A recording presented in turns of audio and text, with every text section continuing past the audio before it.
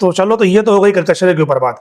अब ये जो मामला है कि नगर पालिका में 90 नगर सेवक, उनके ऊपर 10% जो लोग अलग से अलॉट होते हैं कि 10 नगर सेवक पे एक नगर सेवक और अलग से, ये क्या मामला है? सर कैसा रहता है मालूम कि सपोज अभी जो गवर्नमेंट का लॉ का हिसाब चल रहा है इस बार में फर्स्ट टाइम ऐसा अलॉटमेंट आया है कि 90 कॉर्पोरेटर्स अगर है तो उसका 10% जो है वो सिलेक्टेड कॉर्पोरेटर्स जाएंगे। यानी ये कॉर्पोरेशन 99 की रहेगी बराबर, लेकिन वो कॉर्पोरेटर्स जो रहेंगे वो सिर्फ एडवाइजरी बॉडी में रहेंगे। ओके, पावर्स उनको सब रहेंगे लेकिन वोटिंग पावर्स नहीं रहेंगे उनको। वो मेयर को और उप मेयर के इलेक्शन वोट नहीं कर सकते, मेयर्स को नहीं वोट कर सकते, उनको वोटिंग पावर्स नहीं है। ओके, लेकिन उनको जो पावर्स है वो एडवाइजरी की है। ओके, और वो कॉर्पोरेटर मतलब सपोज उसका कोई जोन नहीं है, वो पूरी भिवंडी का कॉर्पोरेटर है, ओके, क्योंकि वो कॉप्टेड है, कॉप्शन है, वो सिलेक्टेड है, हाँ, क्योंकि 9 ने चुना है उसको। तो अगर मैं जोन में भी डिवाइड कर दूं उसको तो उसके पास एक बहुत बड़ा वार्ड आ गया। सही है।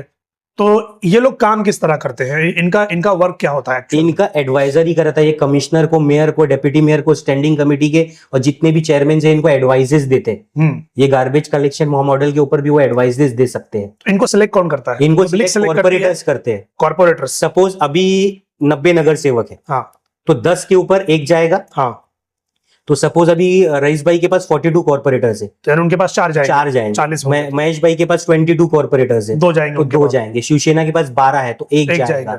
फिर तुम्हारा राष्ट्रवादी, इनके पास एसपी के पास जो है 12, वो 12 है, वो एक जाएगा। समाजवादी और विलास ये लोग बना के 1 या 2 कर सकते हैं। तो ऐसे काफी नगर सेवक आ सकते हैं। तो ये तो फिर अगर इस तरीके की बात आएगी तो हर पार्टी के लोग चाहेंगे कि हमारे ही लोग बैठे, मैं मेरे भाई को भेज दूं, मैं मेरे ये फलाने रिश्तेदार को भेज दूं, और इसी तरीके से चीजें होंगी। तो एडवाइजरी हुई कहां? फिर वो तो मनमानी हो गई ना। फिर वो तो अगर एकदम रॉ बात करूं ना, जिसमें कोई मिलावट ना रहे उबेद भाई, तो ये जो पोस्ट है सिर्फ हकदारों की है। हकदार मतलब कौन? हकदार मतलब social worker, actual social worker, जिसके बाद आज तक कोई पोस्ट नहीं रही है और उसने लाइफ टाइम अपने जो डिवोट कर दिया है सोशल शहर के लिए डिवोटेड है। ओके। सेकेंडली वो रहते कि जिनको फॉर एग्जाम्पल मैं दे दूं, जो आर्किटेक्ट और इंजीनियर की एसोसिएशंस होती है, हाँ, उनमें से एक अलॉटेड होता है। ओके। डॉक्टर्स अलॉटेड होता है, वकील अलॉटेड होता है, पत्रकार अलॉटेड होता है, हेल्थ वर्कर्स अलॉटेड होते हैं। ये ऐसा अलॉटमेंट्स होता है जहां तक मेरी नॉलेज है। यानी अगर वो 9 कॉर्पोरेटर हम ला रहे हैं तो वो सब अलग अलग फील्ड के होने चाहिए ताकि शहर में तरक्की आए। एक्सपर्टीज कैसे देंगे सर? फिर अगर मैं किसी पॉलिटिशियन को ही वो पोस्ट दूंगा तो मेरी एक्सपर्टीज कैसी आएगी? फॉर एग्जाम्पल ले लो राज्यसभा, सचिन तेंदुलकर क्यों गया? नॉमिनेटेड था, प्रेसिडेंट ने नॉमिनेट किया। अब उसको क्यों नॉमिनेट किया? वो तो पॉलिटिशियन नहीं है सर, वो तो स्पोर्ट्समैन है, स्पोर्ट्स के कोटे से गया वो। बराबर। ऐसे ही राज्यसभा चलती, कोई आर्ट से जाता है, कोई सोशल वर्क से जाता है, कोई हेल्थ वर्कर्स जाते हैं।